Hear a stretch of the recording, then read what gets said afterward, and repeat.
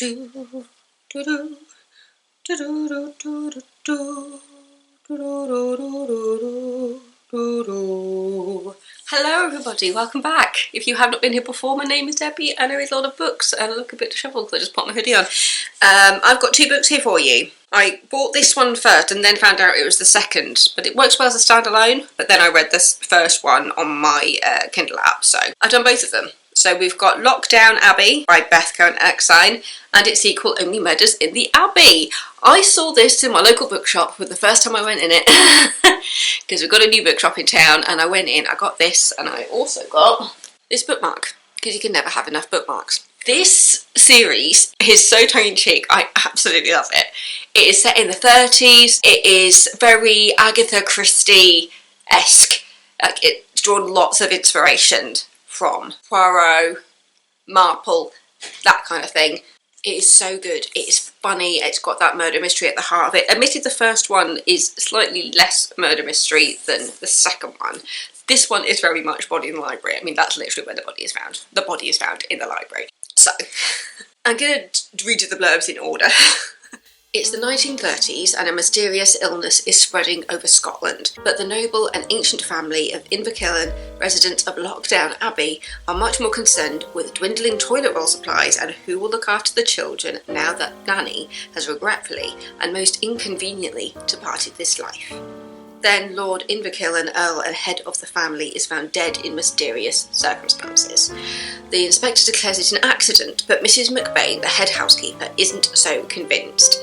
As no one is allowed in or out because of the illness, the residents of the house, both upstairs and downstairs, are the only suspects.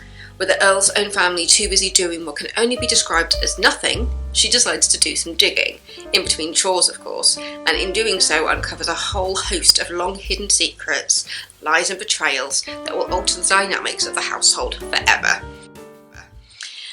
It says perfect for fans of Downton Abbey, Agatha Christie and the Thursday Murder Club. Playful, humorous mystery that'll keep you glued to the page. Yeah. I've just seen a read a review, which is exactly what I was thinking, which is think Downton Abbey, upstairs, downstairs, and then think Poirot. It's set in Scotland, and I must admit, when I read this, I was thinking, was there a virus in the 30s? Because I was just thinking, I don't remember learning about that. I wasn't sure. So then I looked it up, and it took me back to this book when I looked up the illness, what the illness is called in the book, and it was just like, oh no, it was just made up for this, which makes sense because in the author notes of this one, at the end, she confirms that she actually wrote it in lockdown, which is where Loch Abbey comes from. But yeah, both of them start off with the list of characters. This one starts off with the staff and then goes into the family. The list of characters in Loch Abbey has the Ogilvy Sinclair family and her children and then her grandchildren. And then you've also got the family ward, the family dogs, the great-grandchildren and the servants and other characters including lawyers, assistants, vicars, police horse, that kind of thing. It almost feels like a play, the way that this has been set up. And to be honest, this on stage would be absolutely brilliant. It kind of makes me think a little bit of The Play That Goes Wrong. Even though The Play That Goes Wrong is actually based on The Mousetrap. Because I'll admit, I actually saw The Play That Went Wrong before I saw The Mousetrap. And when I got tickets for my mum to see Mousetrap when it was on tour in York, my mum looked straight at the set and was just like, oh, you wonder where The Play That Goes Wrong got its inspiration from. It's very clear with that. But yeah, with this, I saw it in the thing. I looked at it and just thought, that looks up my alley. Like, Only Murders in the Abbey, it feels like a bit of a nod to Only Murders in the Building, while also having that Downton, Marple kind of feel to it. That is the best way to describe these books. But yeah, so just imagine a murder mystery at Downton Abbey. That's basically what these books are. And in the second book, slight spoiler for the first one, it's actually the building's been transformed into a hotel with certain sections being for the family, kind of like having places like Temple Newsom and things where they've got like the museum part, but then there's also the section which is where the family live. It's kind of like that in this hotel. So yeah, but it starts off as just the Abbey and they're having money problems and things, which leads into why it's a hotel in the second book. I say it's less murder mystery in this one because nobody can decide if it is a murder or not. And as the blurb says, I'm looking at this one, it's the one on the book Lockdown Abbey, the one on the phone. It's Jarvis, the inspector, who's just there going, this looks like an accident, looks like he went out fishing and probably slipped and banged his head, and that seems like the most likely scenario. And so you're there with Mrs. McBain trying to figure out, like, did it happen as Jarvis thinks it did, or was somebody out to get him? And it just, you uncover lots of secrets within this family. And then you also got the antics of the children that keep running away, and people going, how on earth did the kids end up outside? And like, you find out all sorts about this old building, old building being the key word here, and finding out about like rooms and corridors and maybe some hidden rooms and things like that. It was just so good, so funny. As I said, I started off with Only Murders in the Abbey, found out that it was the second one, and then found the first one on Kindle, so that was where I got that one from. Because originally we were just going to talk about this one by itself, and then it was just like, oh, I might as well just read them both and talk about both of them. So yeah, Mrs. McBain is the housekeeper, and she is our Marple, in a sense. You know, the one who's not actually with the police, but is determined to find out what's going on. Especially because nobody really has much faith in Roddy Jarvis, the inspector, especially in the second one. There's lots of comments about Jarvis in the second one not being great at his job, even though there is a bit of validity to what his thoughts in the first book. Yeah, it's just looking at the relationships, this family, and just seeing Mrs. McBain looking at this family and going, what do you do all day? Like, they claim to be busy, but like, they're not really doing anything. And they can't believe it when the Lockdown Abbey goes into lockdown, essentially, because half their servants are taken out by this mysterious illness and are put in a different section of the house to recover because they don't want to get everybody else sick. And this posh family is there going, what do you mean, like, we only have half the staff? Like, I didn't even notice. It shows you just how observant they really are of what's happening in their own abbey. And when Mrs. McBain is going to the thing of just like, oh, well, we seem to be running low on toilet paper, we need to make sure everybody's washing their hands, like, there's a point where everybody's wearing masks, so it is very tongue-in-cheek with COVID. It's not like in a disrespectful way, if that makes sense. It's more just what we were living through, and she decided to put it into a book set in the 30s. She was just like, I wonder how a family in the 30s, living in this grand house Downton style, would handle a pandemic. That is basically what it seems that Beth Cowan-Erskine was doing when she wrote these books. Well, especially the first one. Would a family like in Downton be able to survive? Especially if you add more kids into the mix, which by the end of Downton there were hundreds of kids. I'm actually seeing the new Downton movie next week, so I'm really looking forward to that, but I have been told that I will need tissues. Apparently it's like Bridget Jones. Take tissues, you will cry. I loved these books so much because it was funny as well as having that murder mystery. It's definitely on the lighter side of things. It's not like the dark stuff like what I'm reading with the Tess Gerritsen book. I'm actually, because it's been such a long time since I've read The Surgeon, there's some bits I've forgotten about it. And so that's what's really nice about rereading. It makes me realise just how nice it is to reread stuff, especially after a long period of time. Because admittedly, I have kind of wanted to reread the Harry Potter books. Just because I have them. I don't plan on spending any more money going towards the author. But there has been the question mark in my head of just like, if I reread them, would I still get the good memories that I had when I was a child reading them? Or would I be reading it through a new light now? And that is what's kind of stopping me from reading them again, because it's just like, I don't want my memories to be tainted by it. It's just like, why did she decide to die on this hill? Why is she spending so much of her money? Because at this point it's not about women's rights.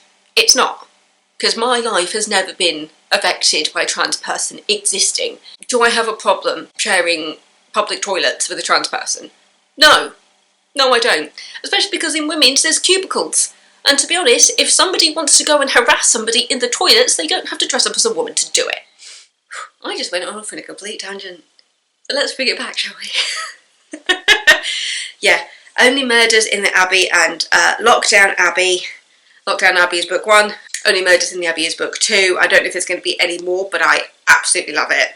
So that in that first one you've got that, is it a murder mystery or was it an accident? What secrets are going to come out during this story? And also, how are they going to handle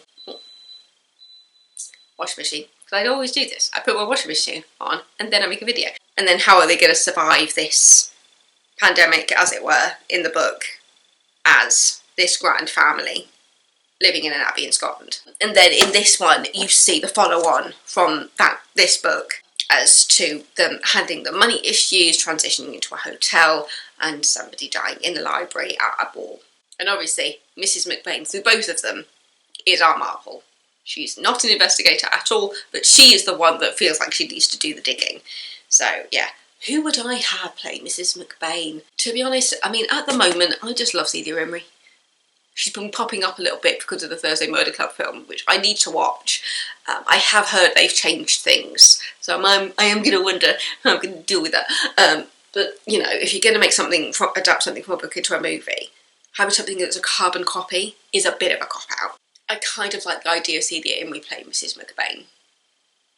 Because to be honest, when I heard the casting of Thursday Murder Club, I was just thinking, if anything, I feel like Celia Imrie should be playing Liz. Because I feel like Helen Mirren as Elizabeth is just a bit too obvious. Because the whole point is they're supposed to be little old ladies who you don't expect much from.